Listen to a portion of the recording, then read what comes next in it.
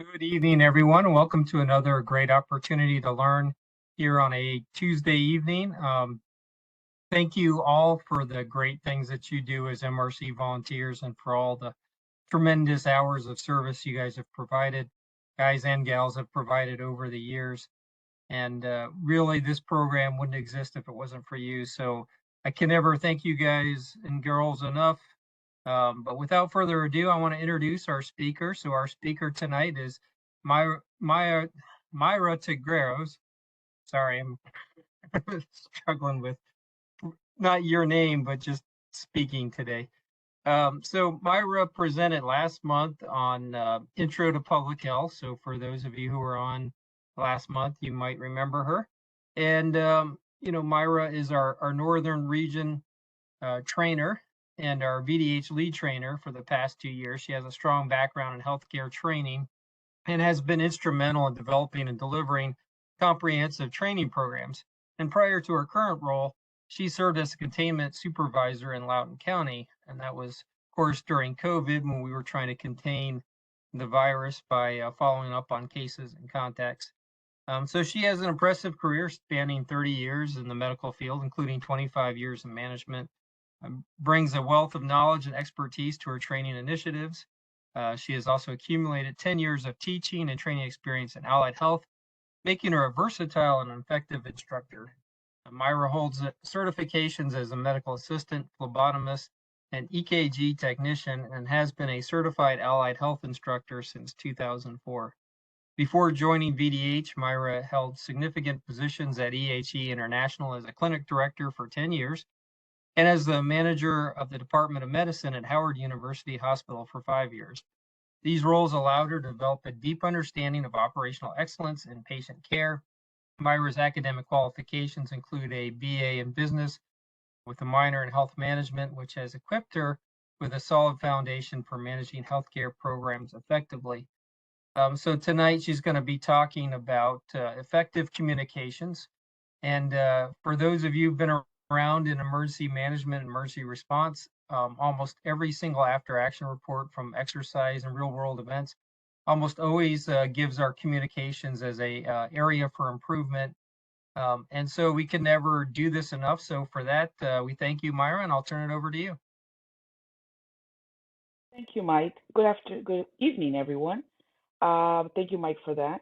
So today we're going to be doing training on communication skills and best practices. Again, my name is Mara Jennifer Tigueros, and the training for today will be about an hour and a half or so. Okay. Now the training is going to be a little bit of some interaction going around, where you guys are going to be entering some of the answers in your chat. And then Kate is going to be assisting us in providing or reading those answers that you put in the chat.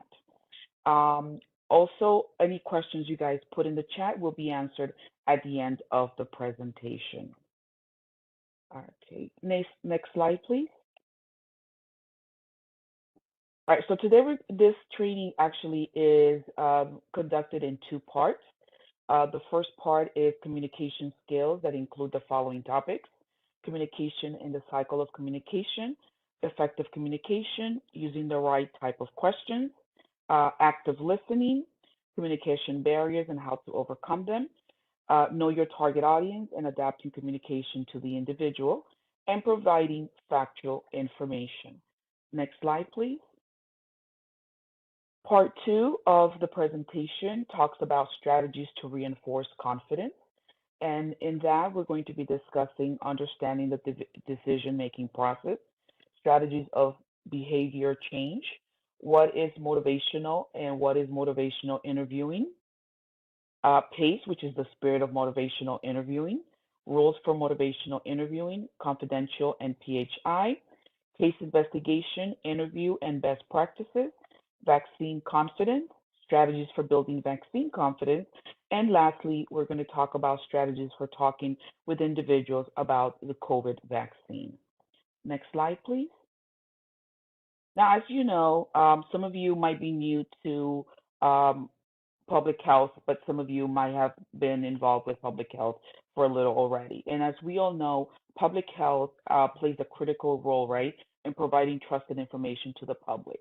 Now, that's something that those of us that have been working during the COVID pandemic, we know for the past 3 years that we have been providing isolation, quarantine guidance for COVID-19 to our community. Now, me working as a contact tracer supervisor at Loudon, I can attest that communication and building that trust and confidence was one of the most important things to do with our customers and our patients, right? We needed to make sure to um, allow them to trust us. And we only have a very small window of operations, right, in which we have to get them to trust us, to confide in us, so then they can in turn be able to follow the directions that we are going to be providing them. So because of that, we have to make sure that we build a strong community and that we also build and learn what the best practices are going to be for confidence building.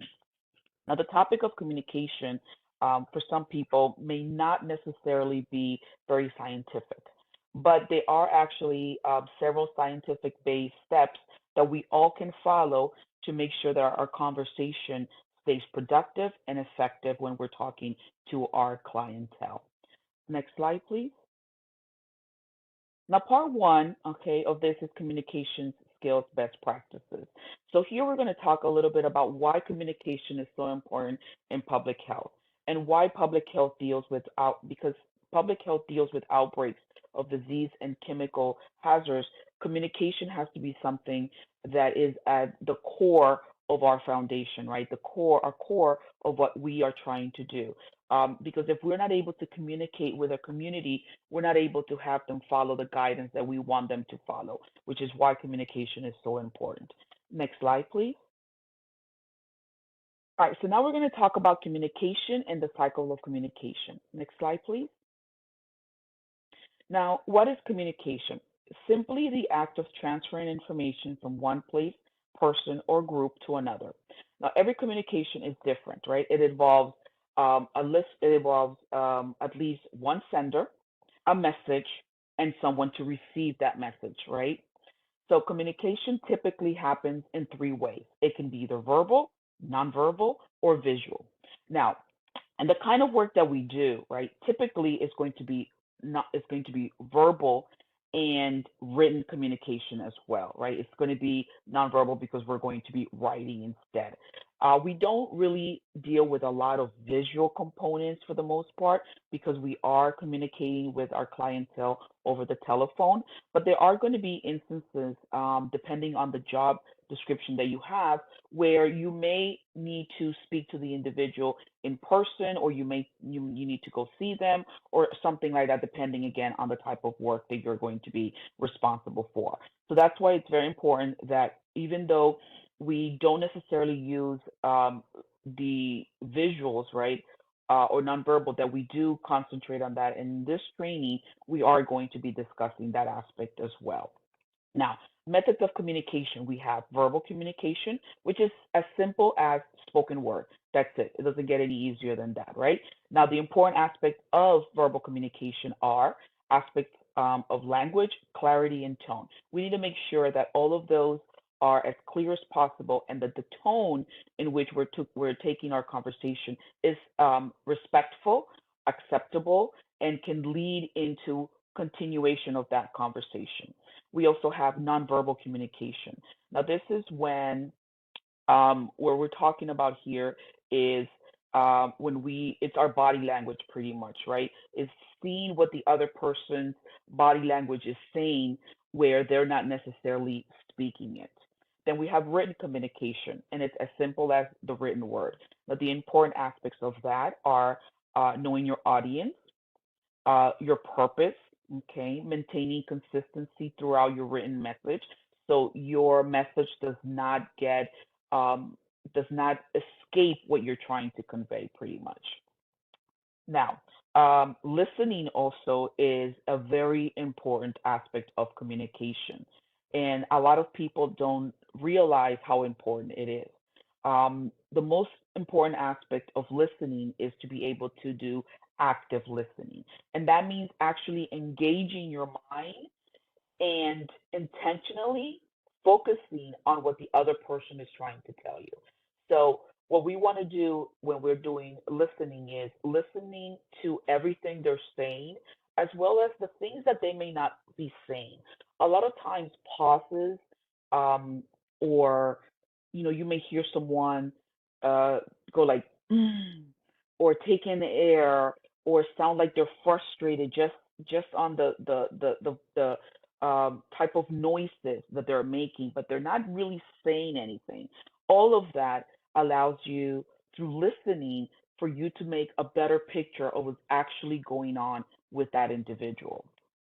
Now, in this presentation, for example, I'm actually going to be using all 5 methods of communication. I'm using visual, I'm using verbal, I'm using nonverbal. As you're going to see me moving my hands and gestations and things like that. I'm using written communication because my slides have words in them. And then also, I'm going to be doing some listening, and you guys are also doing listening because as you're listening to my presentation. And I will be doing some listening when we go through the different questions, where I'm going to be listening to your responses to them as well. Next slide, please. Now, this is the cycle of communication. It's a very nice diagram. I really like using this when I'm explaining the cycle of communication because it lets everyone have a good understanding precisely of what communication, the cycle of communication is, and how it works. And it actually shows you things that we never even consider that were part of the communication. So, for example, the first one here is step one is going to be the sender, right? That's going to be the person who is creating the message. The second one is the encodes, and that is when the message is actually formatted. So it is going to be easier to understand by the receiver, and the encoding can be anything between between words. It could be pictures. It could be gestures that you're doing. All of that fall within that second step. The third step is going to be the message, right? That's the idea of the information that we're going to actually select to give our message. The fourth is the channel or the medium. Now, this is the channel in which the message is going to be transmitted through, okay? And that's when we decide, is it going to be written? Is it going to be verbal? Is it going to be gestures? And then the fifth one is the codes. This is when you actually get the interpretation of the message. And this is when you receive the information, okay? And then you do the sixth step, which is you receive it, and then at that point, you're going to be encoding the message as well. Now, the important part of that is that we want to make sure that the idea that we're trying to convey in our message is exactly what is going to be received by the receiver. Then we have the seventh step, which is noise. And it's not just noise as background noise, it's also interference or context itself. It could be something as easy as politics, economics. It could be your social or cultural background. All of that is considered noise. It's not just the noise in the background where you're not able to listen to the individual, because all of those are going to impact how you're going to receive that message and how you're going to decode, excuse me, that message. And then the last step is feedback. Now, the feedback is the response from the receiver, right? This is what truly is going to let us know if the individual actually understood the message the way it was intended for them. And it's very important because this is what is going to allow us to then be able to, if yes, they understood the message, then we can continue the conversation. If they didn't understand the message the way it was intended, then we have to find other ways to do that. Okay. So one of the things that um, I I think I was in Pinterest one day, and I wrote a little quote that said, "I'm only responsible for what I say, not for what others understand. And I found that to be very interesting because the person at that point is putting all of the responsibility, right, of the actual conversation on the receiver and not so much on them who are the sender. So, what I would like for you guys to do for me is in the chat, having heard everything that I mentioned about what the cycle of communication is, do you feel that you um, empathize with what I said about I'm not responsible for what I say. I'm not responsible for what I say, not how you or others understand it. Let me know what your thoughts are on that. Is that correct? Is that incorrect? And if it is incorrect, why do you think it's incorrect? And I'm just going to give you guys a few seconds to go ahead and put that in the chat. Thank you. So we have a yes, we have no control over another's interpretation.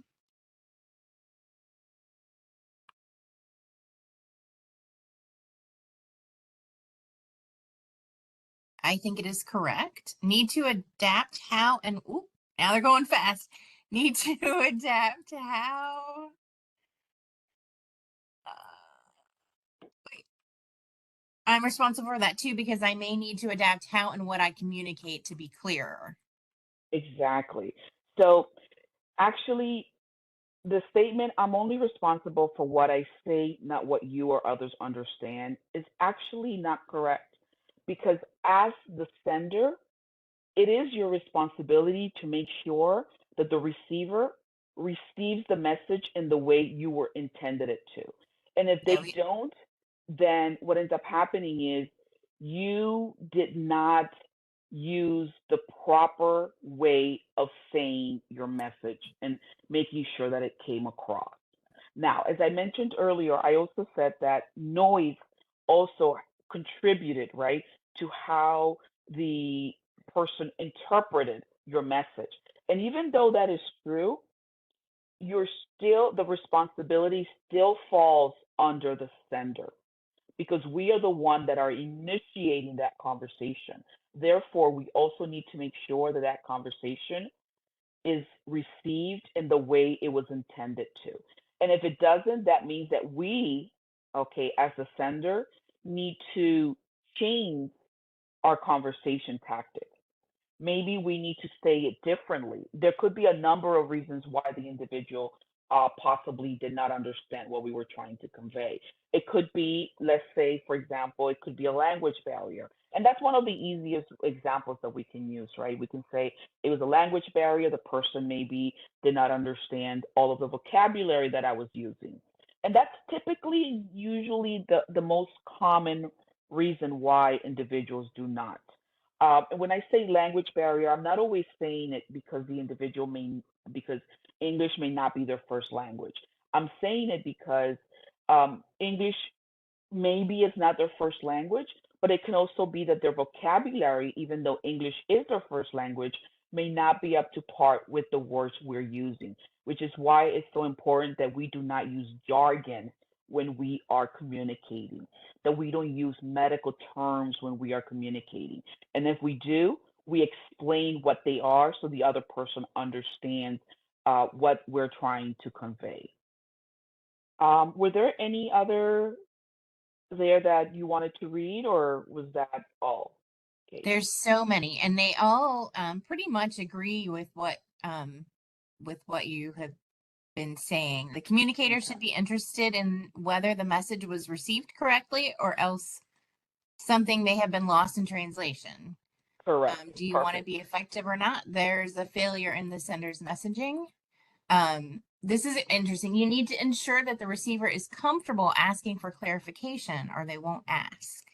Yes, that is the most important aspect of it. And for that, you need to make sure that you're starting to build that rapport with them. Because if not, like the individual just stated, they won't ask for clarity, right? They won't because they don't feel that rapport, and that could be for whatever reason. So that's why it's so important that our communication stays within a certain, and that's the other thing. I'm not sure if you guys have ever heard this before, but communication should stay within a third to fifth grade level.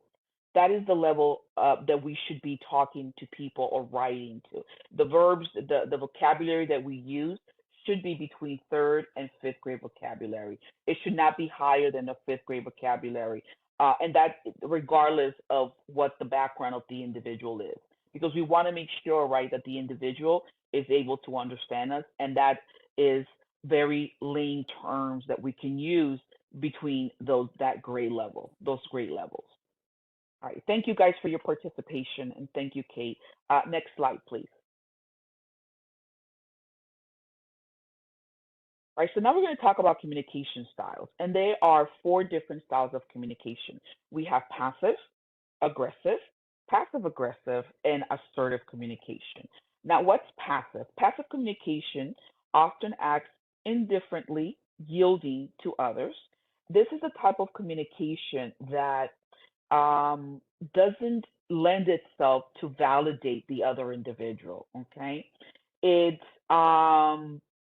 you're not going to take into account what the other person may be saying. So that's why it's considered passive. Now we have aggressive communication, which is at completely the opposite range of passive, right? Now, aggressive communication speaks in ways that violates the rights of others, okay? By blaming, intimidating, criticizing, threatening, and even attacking the other individual. Now, how do they do that? They do that by talking loud, demanding voice, trying to dominate or control the other individual in what they're trying to say, letting them know that they're wrong in what they're trying to convey to you, that they don't understand or that they don't know. So it is typically done out of frustration. And with this type of communication, you're never going to get any resolution done. Okay. And there are going to be instances where you will be speaking with an individual who immediately starts with aggressive communication style with you. Okay. And I am going to talk a little bit more about how to address those as well a little bit later in this slide.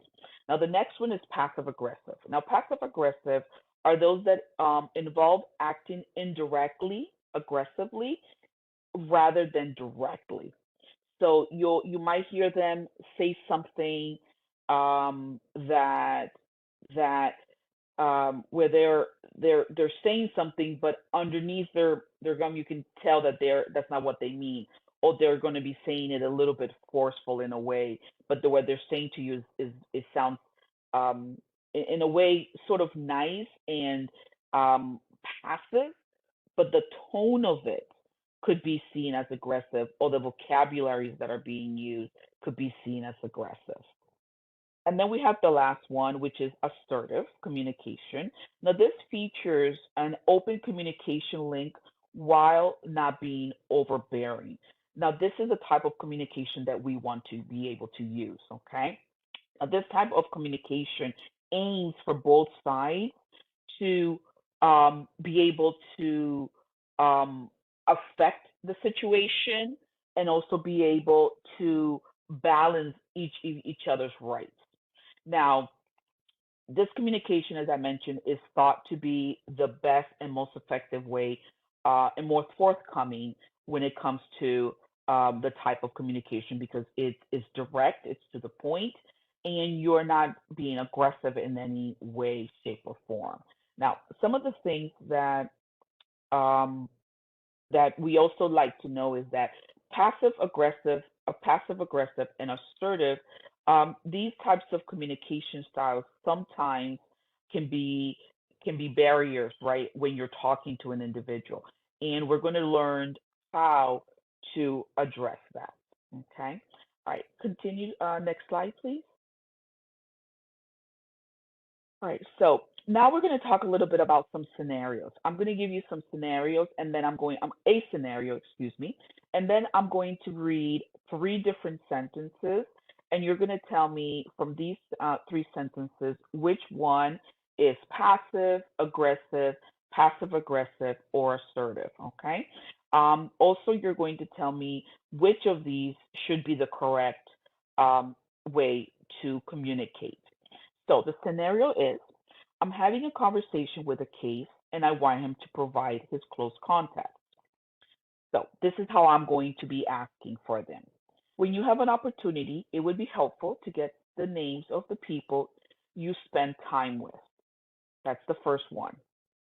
The second one, you are required to immediately share all the names of your contacts. That's number two. And number three is, it's important to identify your contacts. Let's start by making a list of the people you live with. So if you could let me know out of all three of them, if you can, which sentence was passive, which one was aggressive, which one was assertive, and did we have a passive aggressive sentence?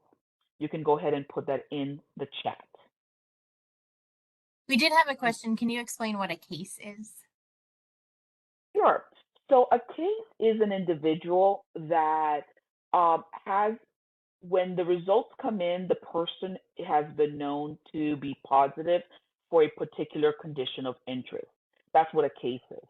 So we call them a case, and then if their particular case, their particular condition of interest is something that can potentially be giving out to other or other individuals, then we call the other individuals their contacts.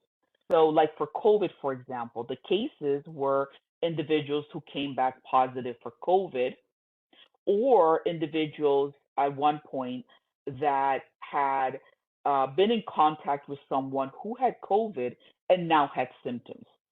Okay, so that would be a case, and their contacts would be individuals that have been in close proximity to them during their infectious period.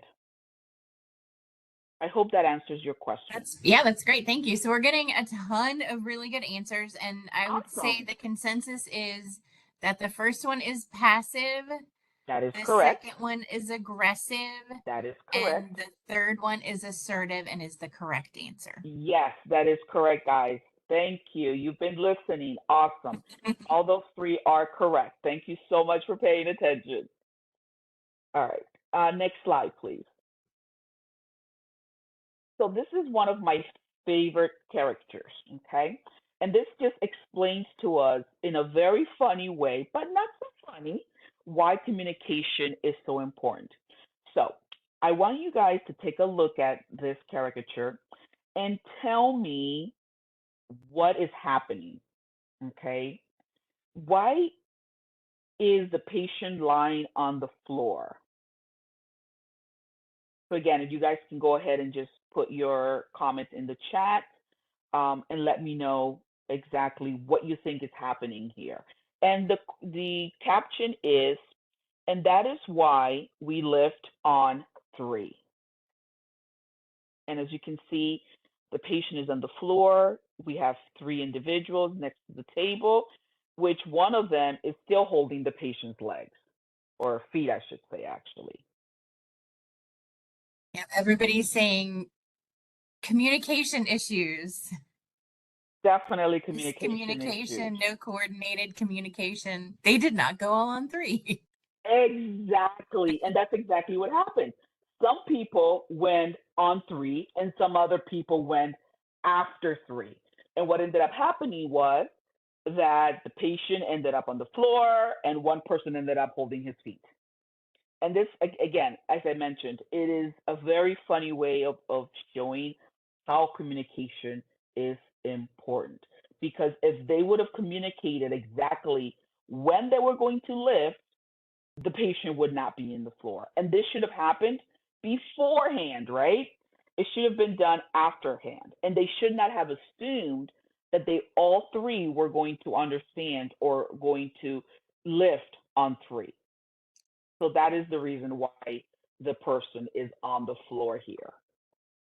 All right, next slide, please. Now we're going to talk about effective communication. Next slide. Now, what is effective communication? It is defined as the ability to convey information to another effectively, efficiently, including feelings and emotions. Now, effective communication is less about talking and more about listening. Remember earlier in the previous slide, I mentioned that listening was also one of the most important aspects of communication. Because if you're not listening to the individual and what they're saying, that communication is going to be broken, and you're not going to be able to foster that communication, or foster the importance of being able to build that rapport with that individual. Okay. Now, when I use the word listening, I'm always going to be active listening to an individual. Okay. Now, another thing is qualities of a good communicator. Now, these are the qualities: be authentic, open, engaging, and most important, approachable. Be respectful to your audience and show empathy. Listen actively, attentively, and with understanding.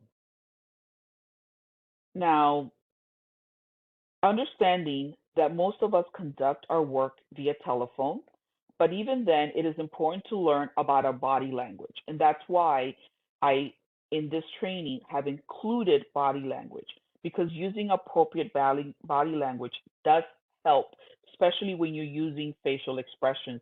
If you are on a call with someone and it's a teleconference call, or if you are in a face-to-face situation, always remember that body language is also important, because it's going to either reinforce what you're saying or not. Now, some of you may have noticed this.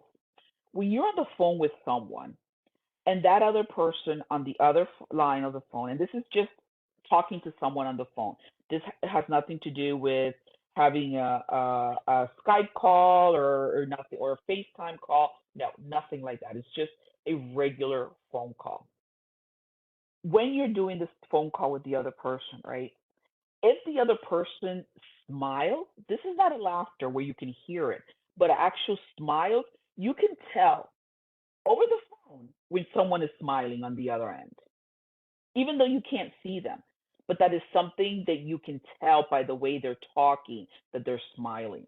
And this is something that our brain has is trigger to pick up. These are little non verbal communication that we have, but we know when we pick them up unknowingly.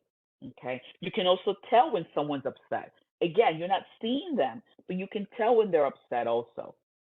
And again, you can tell because maybe their tone of voice, maybe they're not as vocal as they normally are.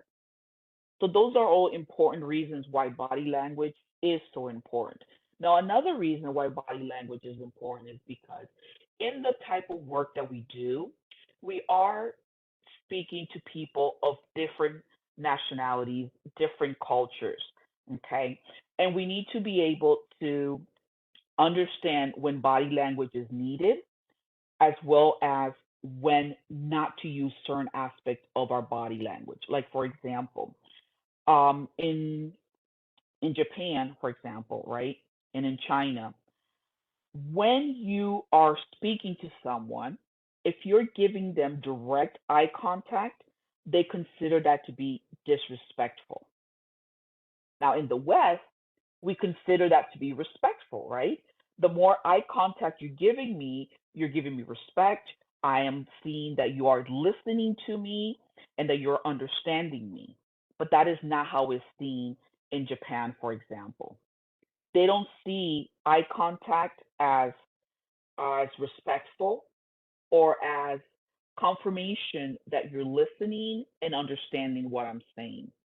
So again, be very mindful of culture when you are communicating with individuals. Next slide, please. Right, so one of the things I wanted to do was kind of do a best practices for effective communication. So I drew down some very important aspects of how to start your communication. So the first thing that you see here, okay, is prepare for your client or your call, right? Do your homework.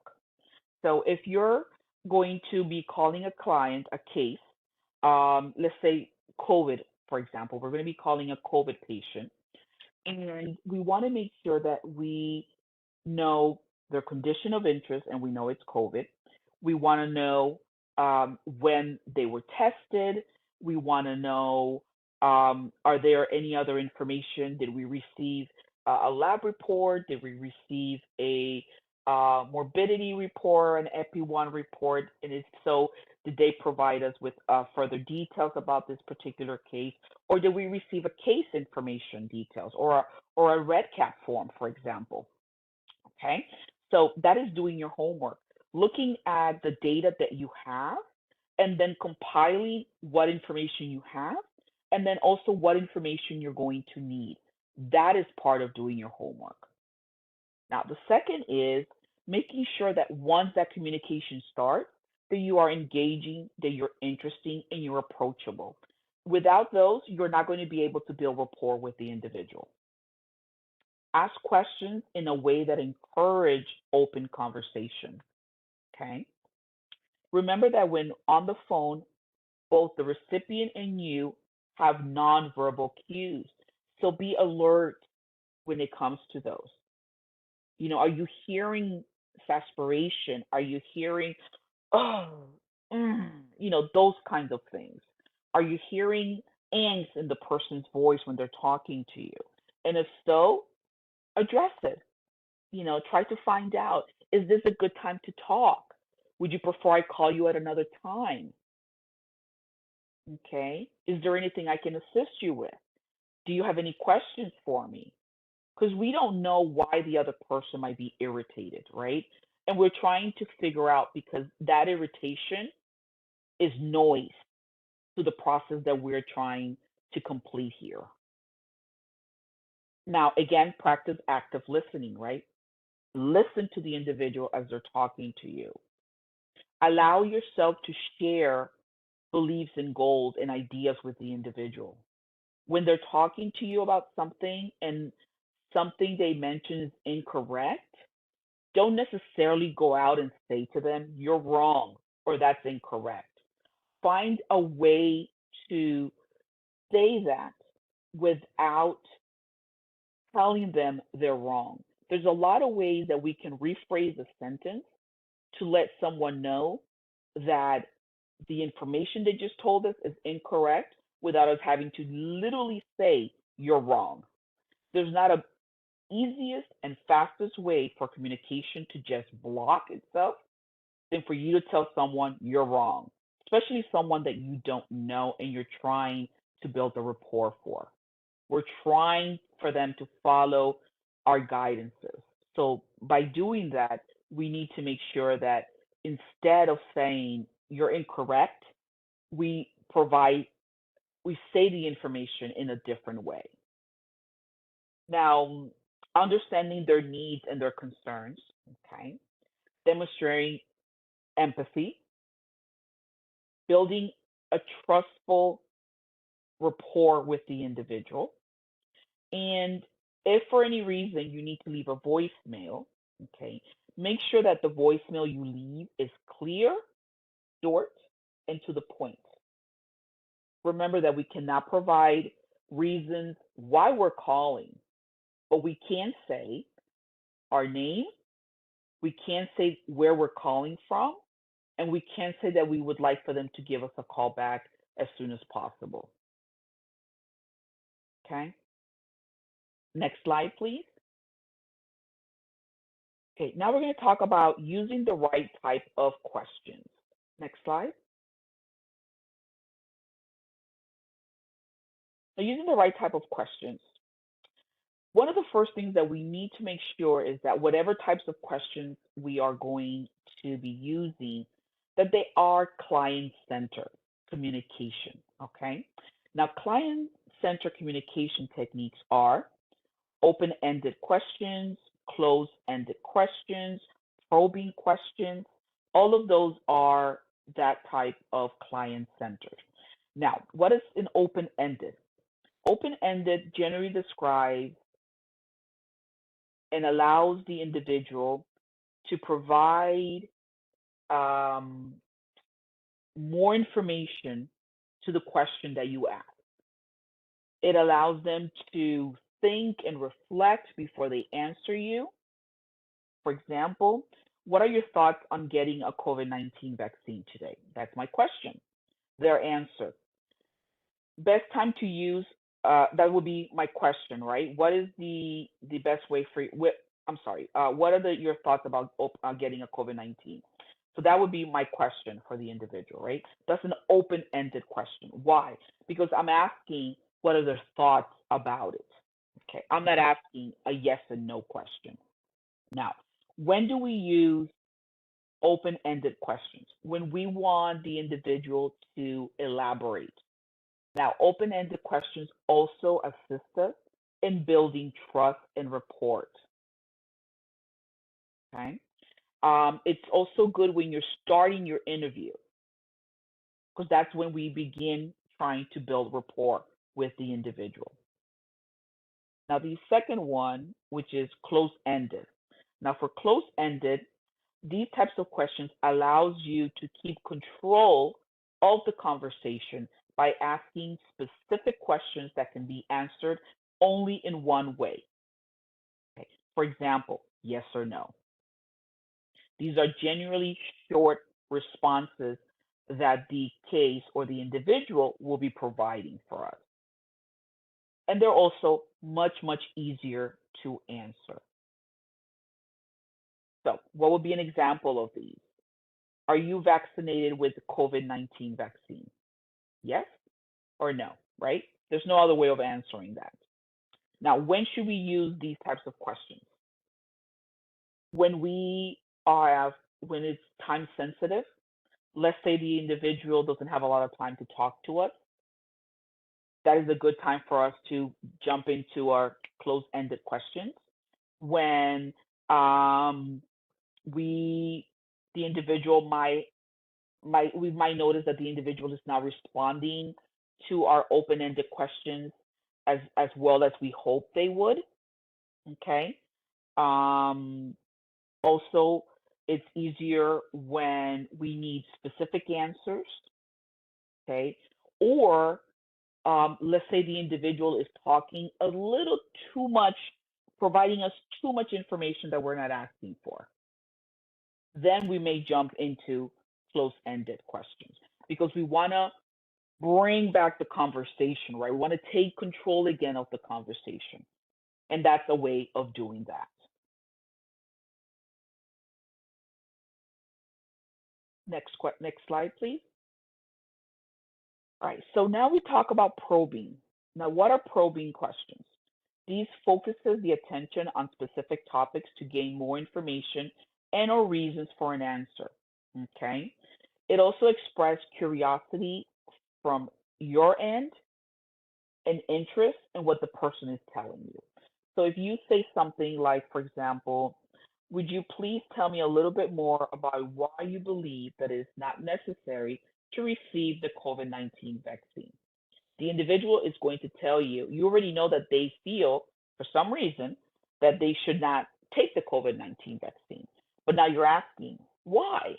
Instead of you saying, why do you think that, which could be seen as judgmental, you're asking them in a very polite way, why?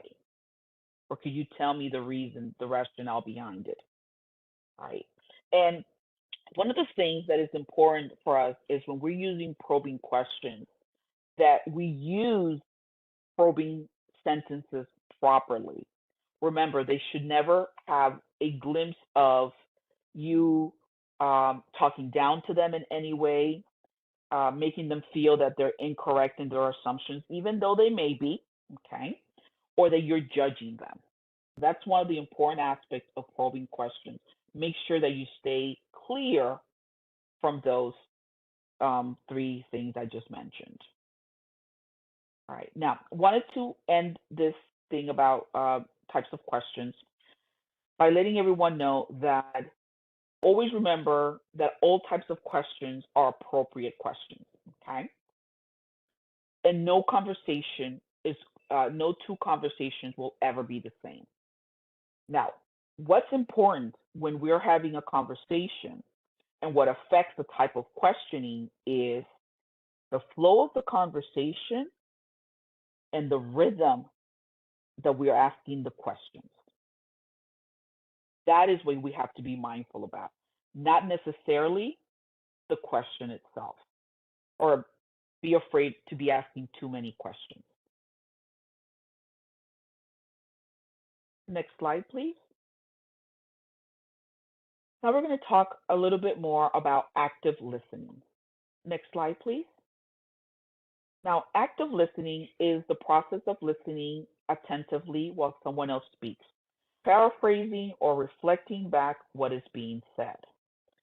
So one of the things that people don't realize when we're active listening is that when we're doing this, automatically our mind is going to do three things. It's going to look for a reasonable guess in what the person is saying automatically, right? Which means I know what you're going to say. Two, identify a pattern in the conversation that the person is conveying to us. I know where you're going with this. And three, something that we may disagree with. That's wrong. Those are the three patterns of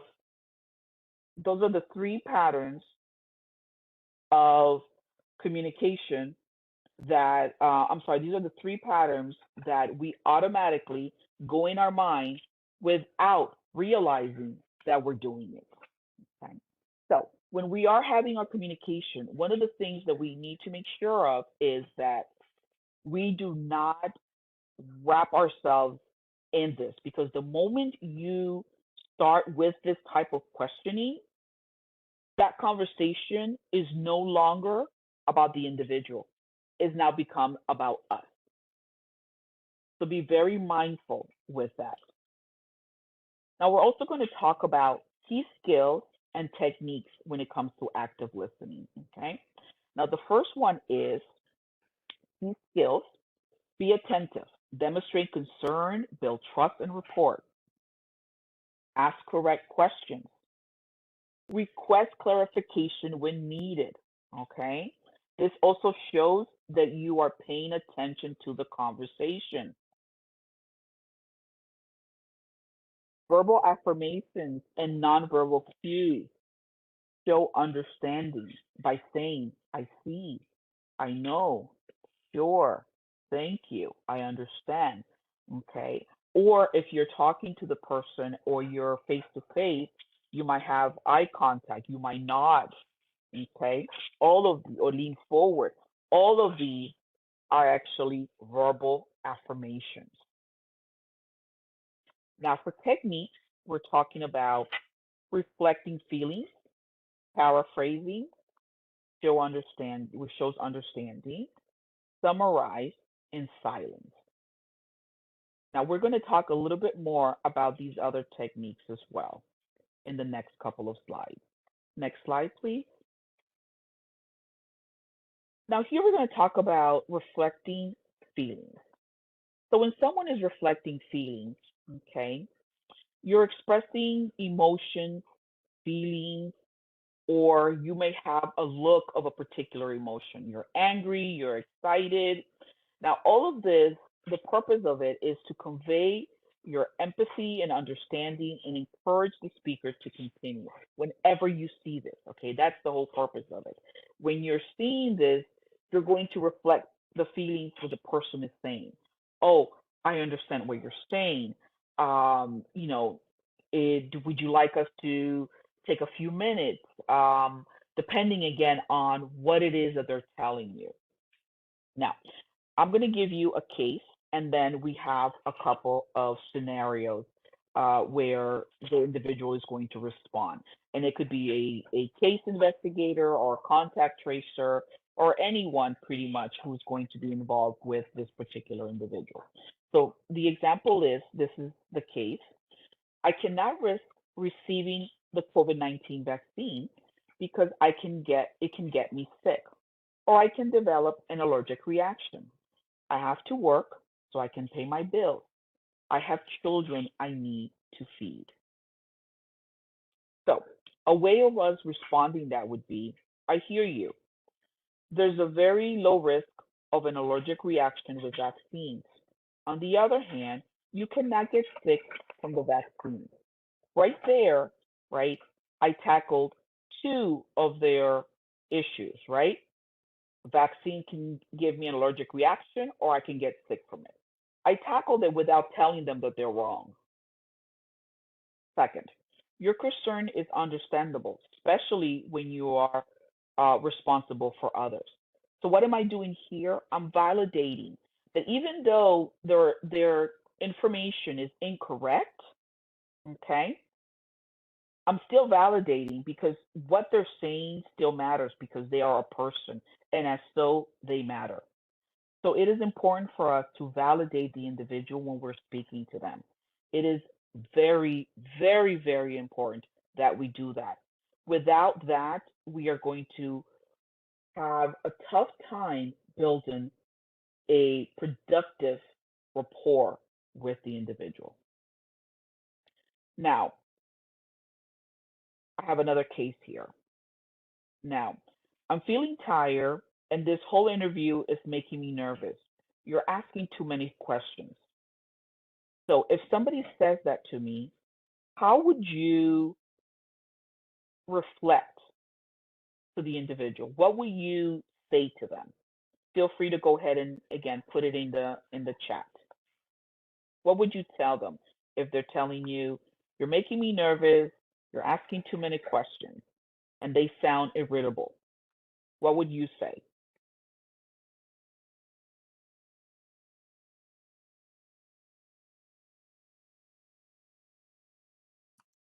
Folks are typing. Have empathy.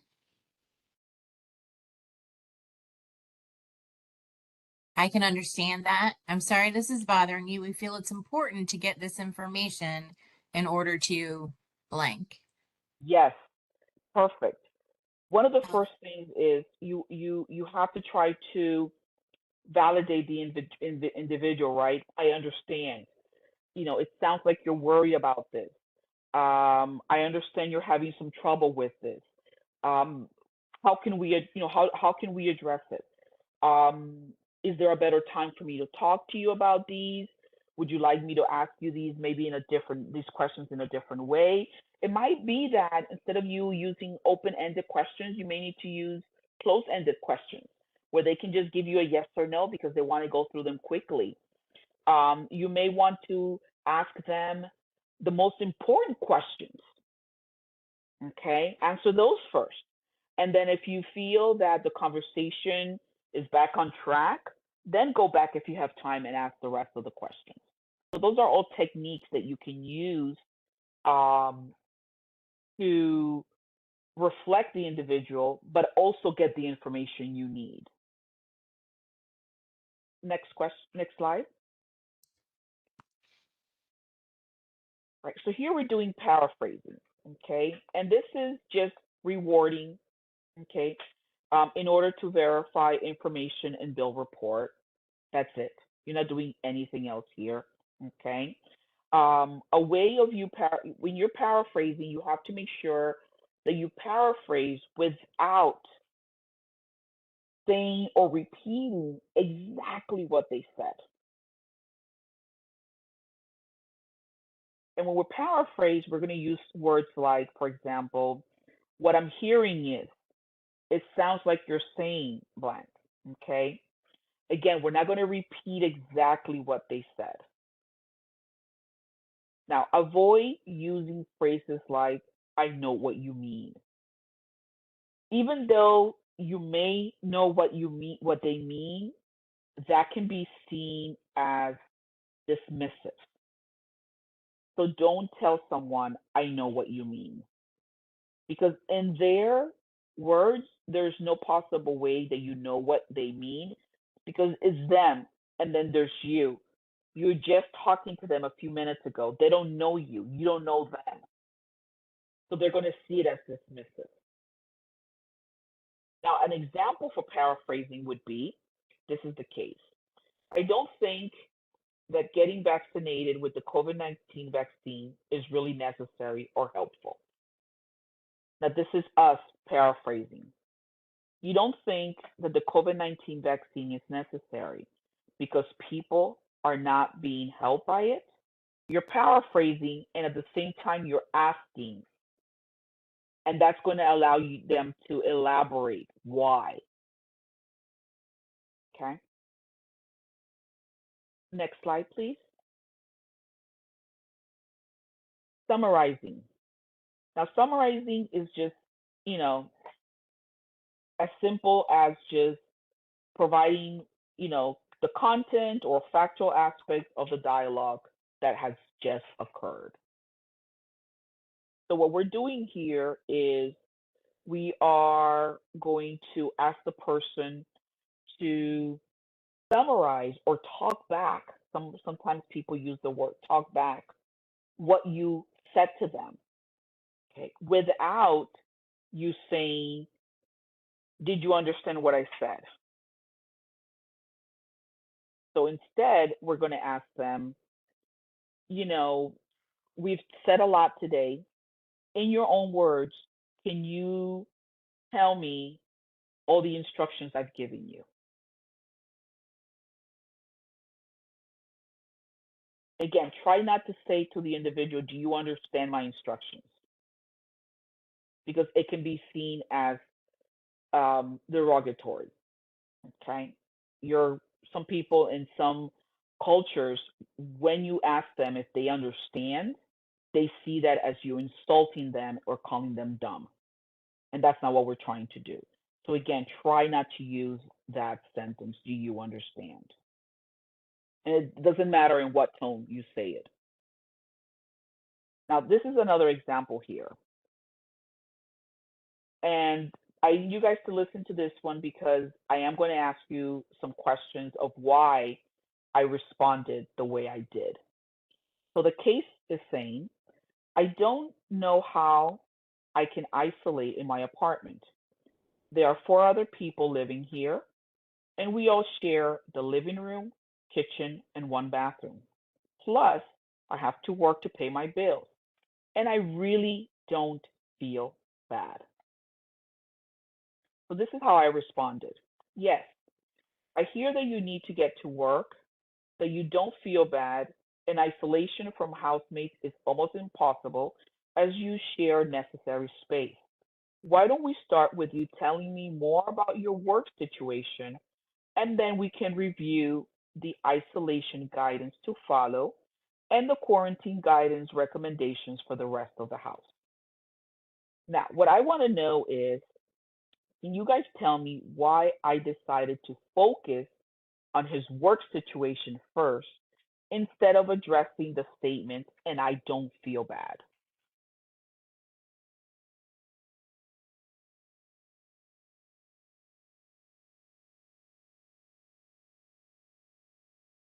Specifically, because that's a space that has more people, because the work is the most pressing matter for him.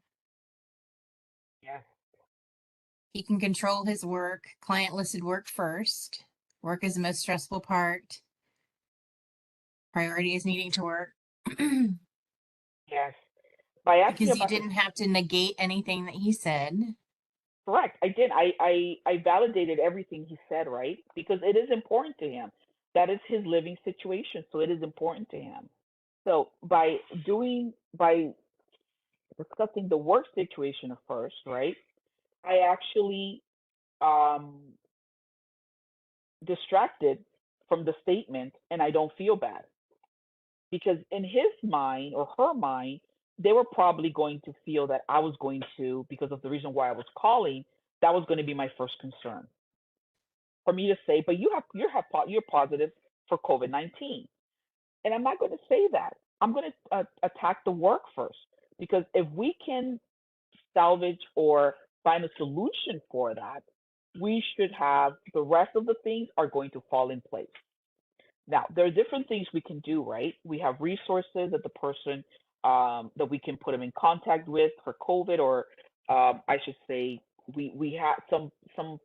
Not all the jurisdictions currently still have services, but there are some services that are open to the public. So there are things that we can definitely assist the individual with. We can let them know that we can call their employer on their behalf if they want us to. We can give them a letter that they can take to their work if they want to instead. We can we don't have to say what the condition of interest is, right?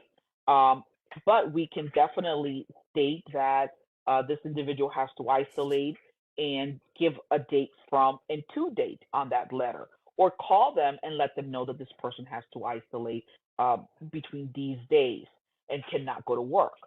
And it's important for us to assist the individual with this, because if we're able to tackle the biggest problem, then everything else is going to fall in. We can explain to him what the best isolation method would be for him. Okay, how do the rest of the individuals in the home can quarantine as well, and also let them know that while they're quarantining, we can also provide assistance to them. There's sometimes we can provide financial assistance, we can provide food, all depending again on the region and what's available. But there's a number of things that we can definitely assist them with. So being able that we tackle the finance aspect and the work, the rest is going to be much easier for them to comply with what we're asking them to do. Okay. Next slide.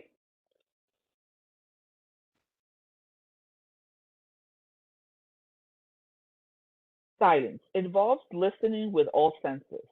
Now, when we're listening, there is going to be, for silence, there is an understanding that when we are communicating, there are going to be times when we're going to pause, right? Or there are going to be short periods of silence, and that should be, it should be expected in a conversation.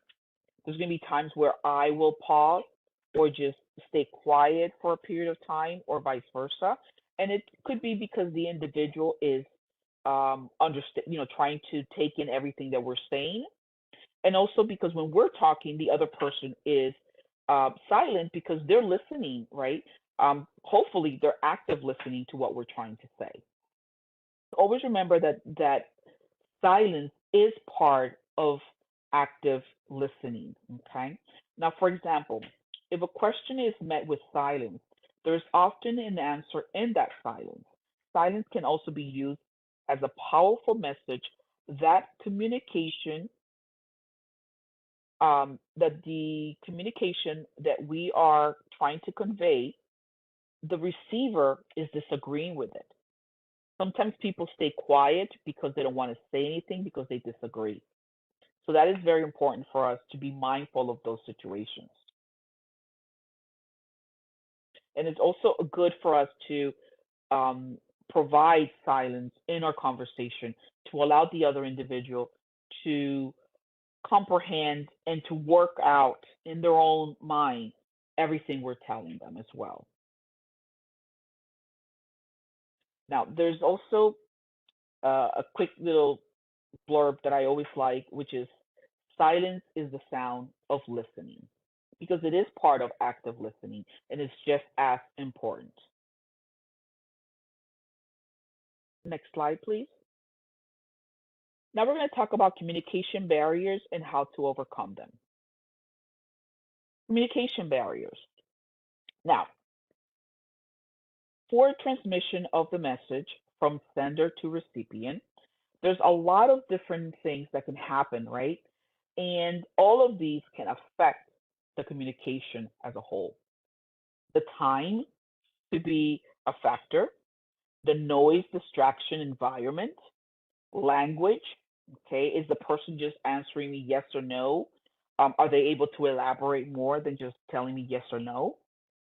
You asking several questions at once or asking leading questions, interrupting the individual while they're talking instead of listening while they're talking, discomfort with the topic. And this discomfort with the topic is not always the individual who might be uncomfortable with it. You can also be uncomfortable with it. Okay. So that's why it's important that we try to be as comfortable and learn as much as we can about the topic that we need to have a conversation about. If we show discomfort about what we're calling them about, do you really think that that conversation is going to go well? We're uncomfortable. And if we're comfortable, we're going to make our patient uncomfortable because they're going to see that. And instead of us paying attention to the conversation, we're going to be paying attention to the fact that we're uncomfortable in this situation, and vice versa. So be very mindful of that. Providing personal opinions, advice, or false assurances. Being aggressive or passive during your conversation, as well as the individual's disabilities. An individual can have disabilities that can interact, right? They're not allowed able to interact the way we would want them within this conversation. Next slide, please. Now, how do we overcome these barriers? Okay. Check whether it's a good time for communicating with the individual. Okay. Is there a better time for us to communicate? And if so, let me know and I'll try, and I will call you back. We'll make an appointment and I'll call you back at that time. Or you can call me back if that is better for you. Communication must be free of distractions.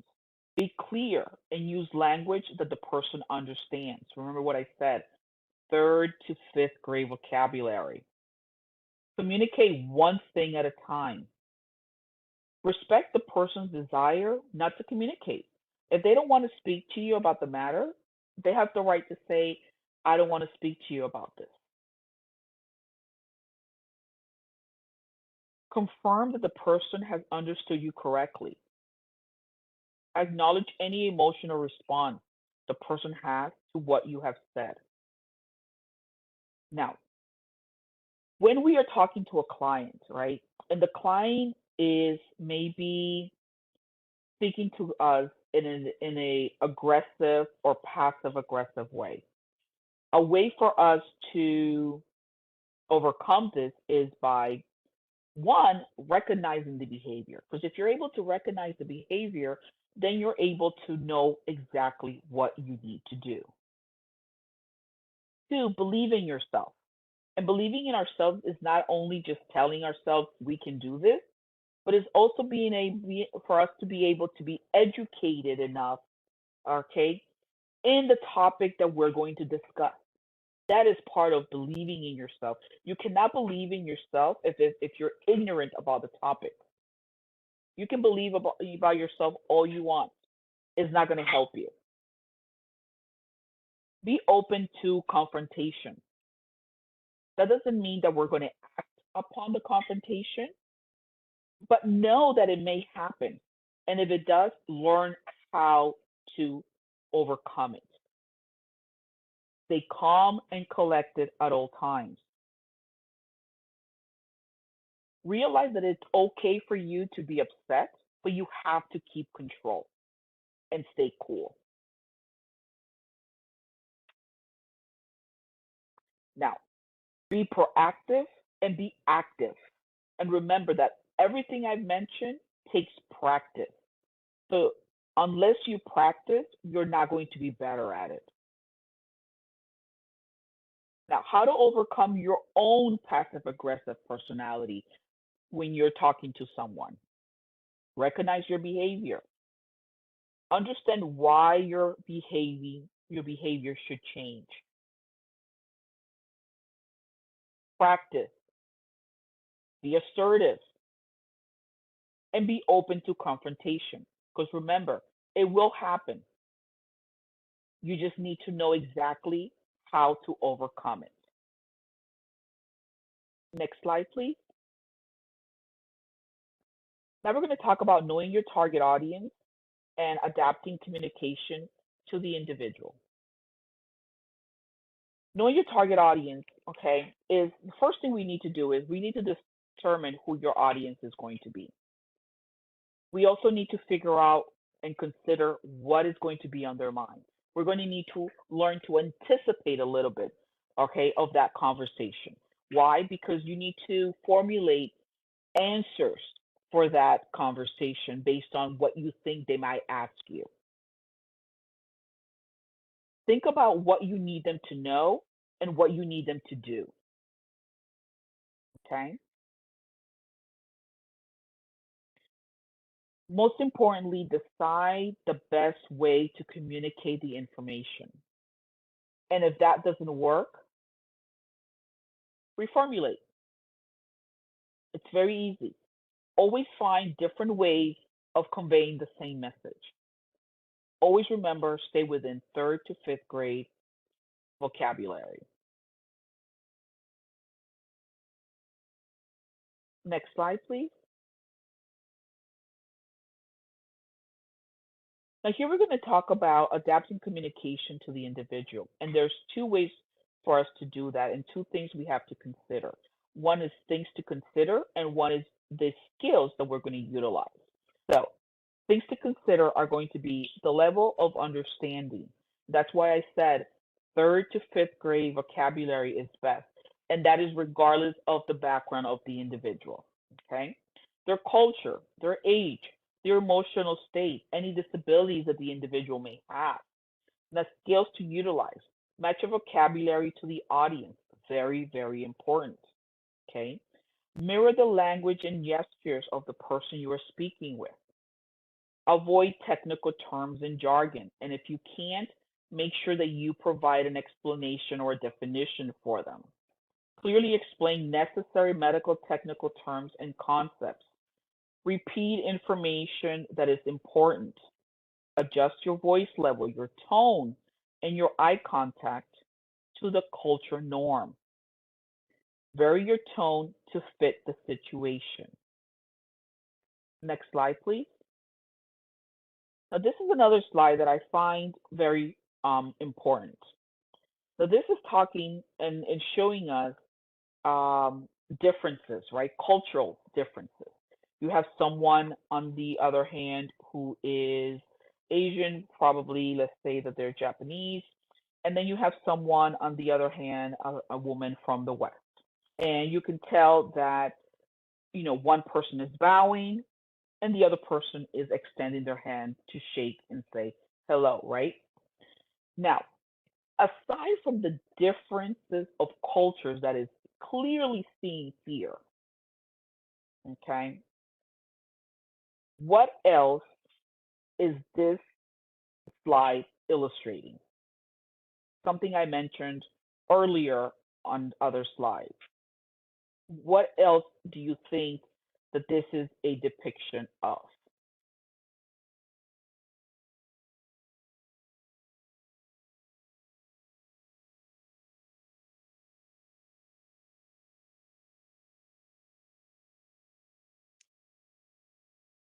Eye contact, not knowing the audience, different ways of showing respect to the other, not doing homework, not Yes, understanding cultural differences, communication, gender difference, this is communication a not done properly. correct. This is a lack of cultural awareness. Knowing your audience, doing your homework. Yes, you guys have been paying close attention. I'm so happy to hear that. Yes, it's culture awareness.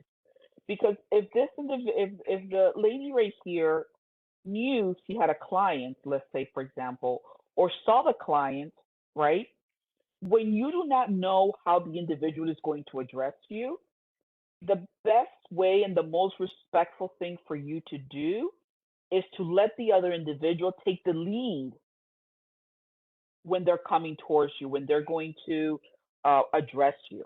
And then you can see how the address is going to take, how how it is going to take place, and then you can at that point realize, oh, this person is bowing to me, I'm going to bow back to show a sign of respect. So always remember that, okay? And this is something that's not just for your work, but also for your personal life. Always let the other person initiate the hello, just so you know exactly how you should respond. Next slide, please. We're going to talk here about providing factual information. So providing factual information, how do we do that? By correcting misconceptions and myths, by providing comprehensive COVID-19 information, right? If this is the topic, for example, that we're discussing, by sharing important information that is needed, This is where I typically say need to know versus nice to know. Always remember that. Need to know is one thing. Nice to know is something different. Would it be nice for me to know A, B, and C? Yes. But do I need to know A, B, and C? Probably not. And most importantly, avoid irrelevant information. Next slide, please. So now we're going to go ahead and start part 2 of our training, dealing with hesitancy and resistance. Now in part 3 of this training, we're going to discuss building confidence, which is a multifaceted concept, basically large on trust. Next slide, please. All right, so we're going to talk about understanding the decision-making process and stages of behavioral change. Next slide, please. Now, understanding the decision-making process. As we all know, the pandemic has been stressful for many people. And due to that, all of us have been placed and have, during our work, we have noticed that we have played a big part of providing empathy as well as providing understanding for the individual. But one of the most important things is that we have to understand is that making a decision is not as easy, that process is not as easy as we think it is. Okay. There are actually steps into making a decision that we do them very quickly, but I want you guys to know about them so we can understand better why it is sometimes hard for people to make a decision or to make the right decision even. Okay. Now, these are the steps here. Step 1 is to identify what you need to make a decision. Step 2 is gather relevant information. Step 3 is identify the alternatives. Step 4 is weigh the evidence. Step 5, choose among alternatives. Step 6 is take action. And step 7 is review your decision and its consequences. So as you can see, it is not easy to make a decision.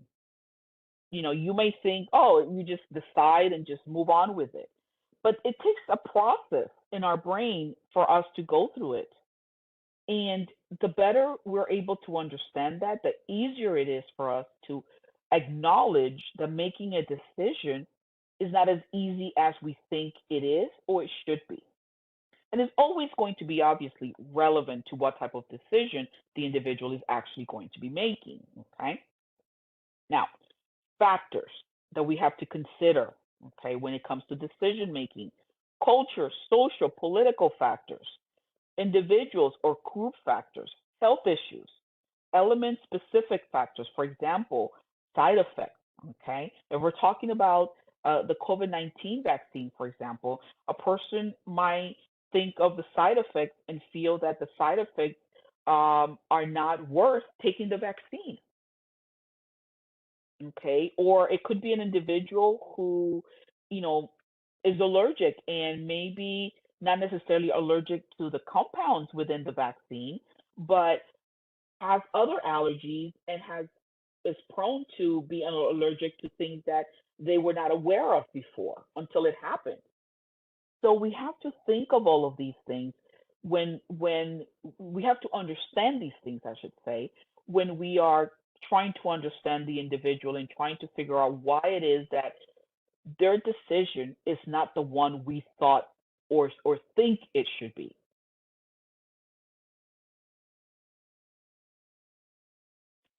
Next slide, please. Now, these are the stages of change, okay? Now, the stages of change, as I told you, is a process, okay? And it's behind our motivation.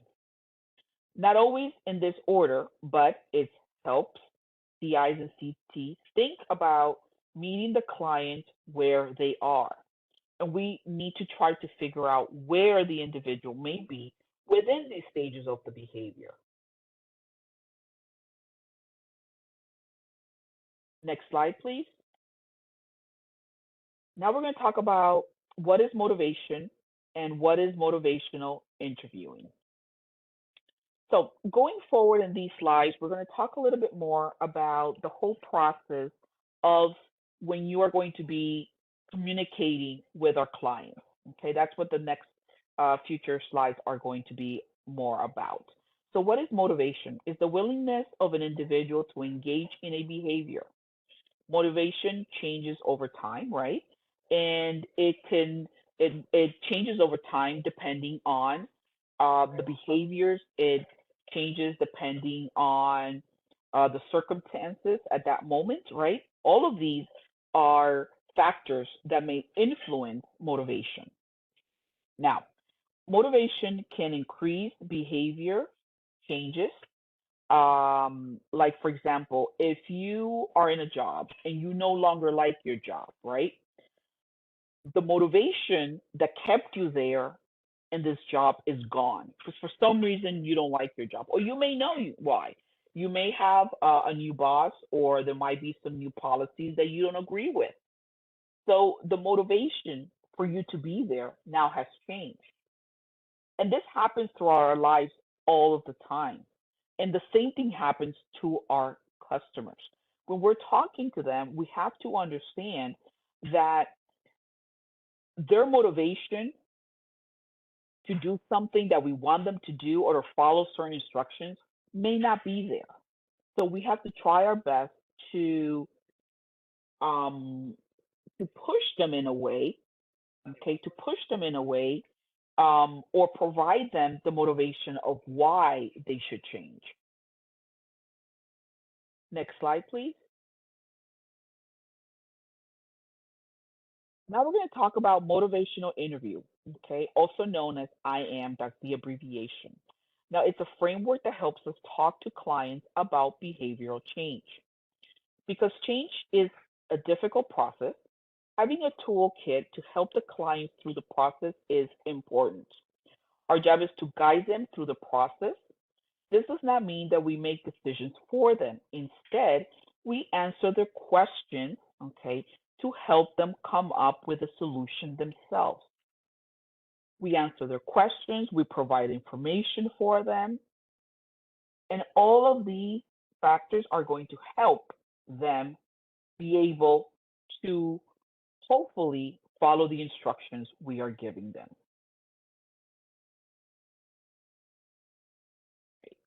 Next slide, please.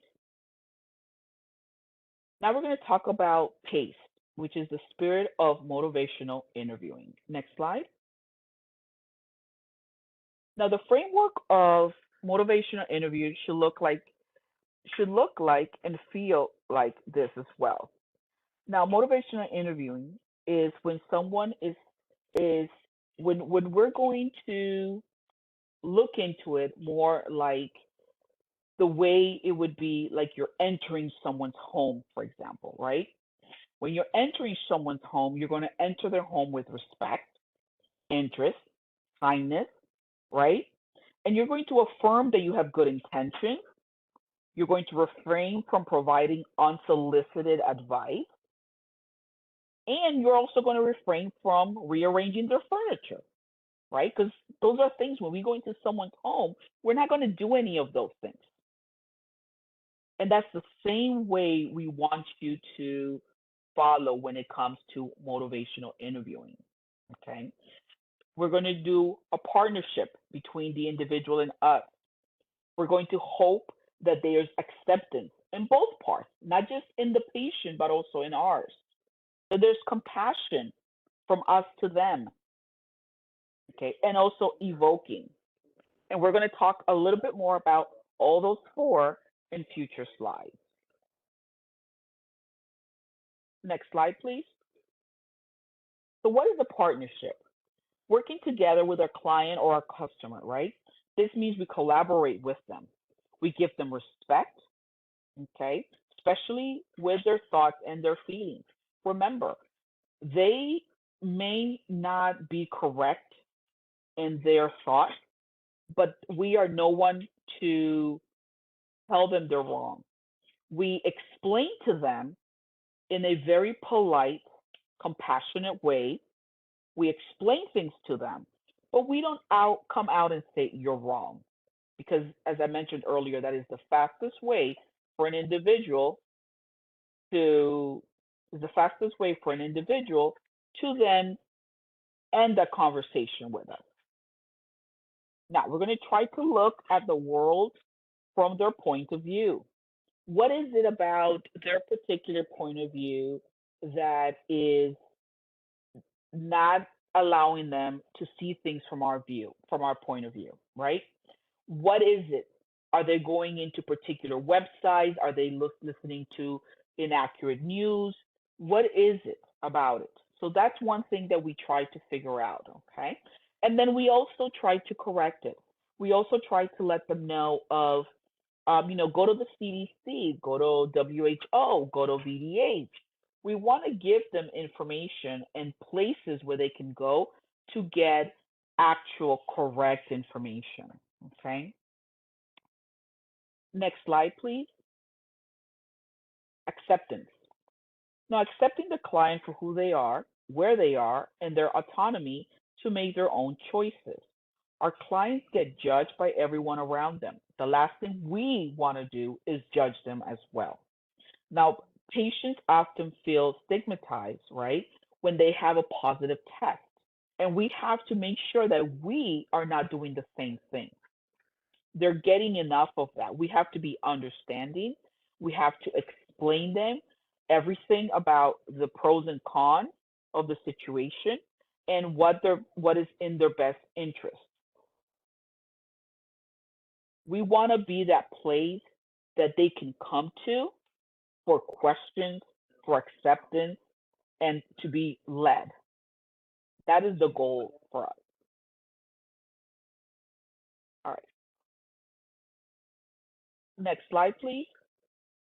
Hi, Myra. We have about Yes. 5 or 7 minutes, somewhere in there. Okay. All right. All right.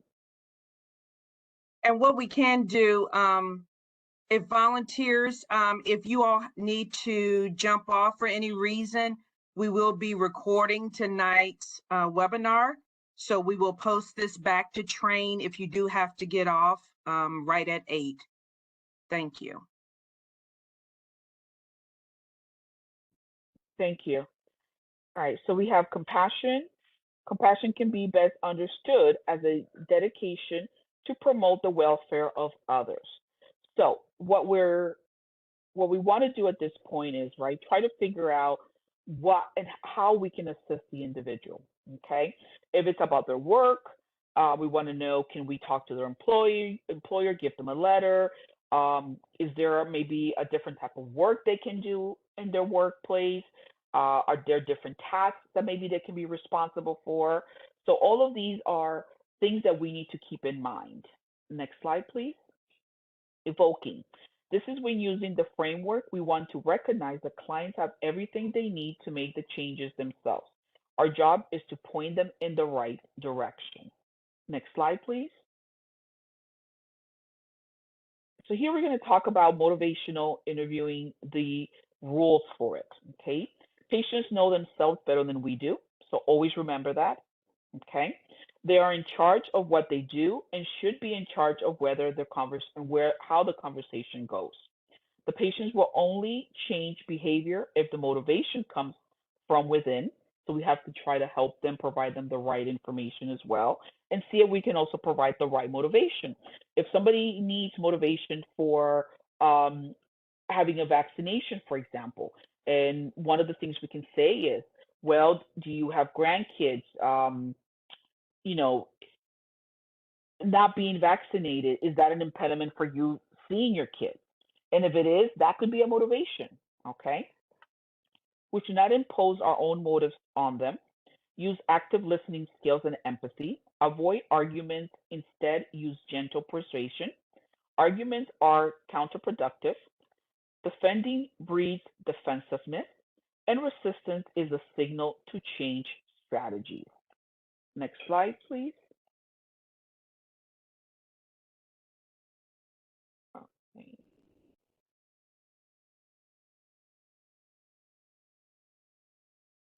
Kay, would you mind jumping to slide, hold on one second, I apologize.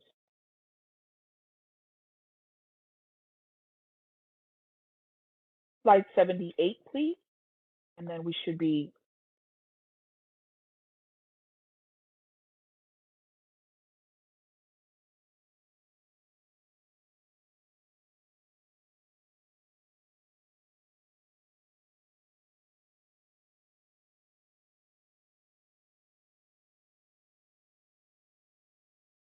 yep, I think that's, yep, that's it.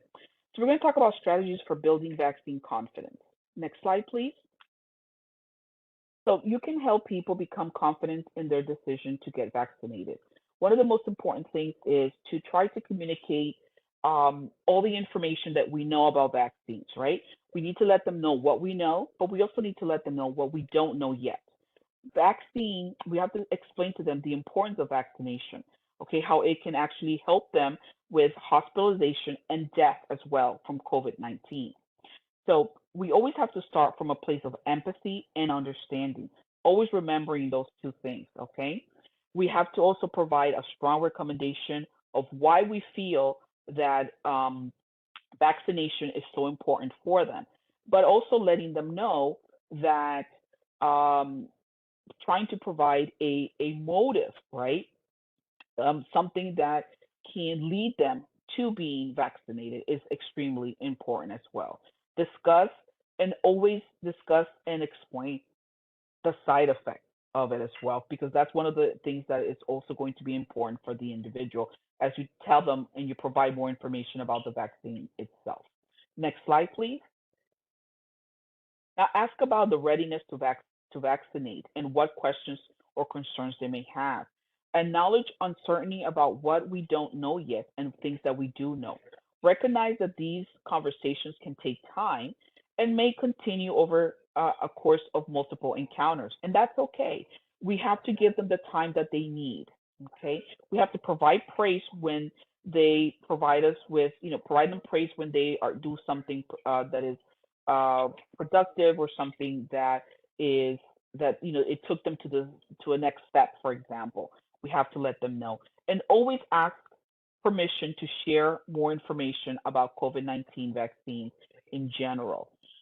Is there anything else we can talk to you about COVID-19? Is there any other questions you may have? Next slide, please. Share the benefits of getting vaccinated, okay? And this here is an example. I believe in the vaccine so strong that I got vaccinated as soon as it was available for me. And I recommend that everyone in my family did the same. Now, these are examples. This is me talking, okay? Always make sure that you yourself also tell them aspects of your particular life, as long as you're comfortable talking about them, that you think may be beneficial for the individual to hear. Next slide, please. Next slide, please. All right, here we can talk a little bit about addressing misinformation about COVID-19 vaccination by sharing key facts. So this is another important thing. The CDC has a whole web page, right, on misinformation and key facts that you should know about COVID-19. Make sure that you educate yourself with this information so you can then provide it to the individual as well. Next slide, please. And always remember that every layer protects us. So the more layers you have, the better it is. Because not only are you protecting yourself, but you're also protecting our community. So always make sure that you remind them that the more layers they have, the better protection they are for themselves and also for their communities. Next slide. All right, this is the last slide. And the takeaway is going to be prepare for your client for your call, establish and maintain rapport, send a clear message, be assertive, simplify and stay within message. Be mindful of the lack of visual cues. Engage your listener and be receptive to what is being said. Develop your listening skills too. It's very important that you do. Make sure you are understood and make sure that you do a talk back or have them explain or provide you a talk back of what the instructions were that you provided them. And if you're in person, pay close attention to them, to these things as well. Establish and maintain eye contact if it's culture appropriate. Okay, remember that eye contact plays a crucial role in communication, as well as body language is important. Keep an eye on it. Address misinformation about COVID-19 vaccines by sharing key facts and FAQs. Okay, and always remember that the last thing you're always going to tell your individual is that you're speaking with is provide them your information. Let them know that you're available for them if they need to talk or if they have any further questions. Or if maybe not them, but if they can always pass your information to someone if they feel that they may have other questions. We want to make sure that the public has the right information. Remember that, because it takes all of us to work together to make sure that we're able to keep this contained, not just COVID-19, but any disease in general. Again, guys, thank you so much for your participation today, and thank you so much for being a part of the training.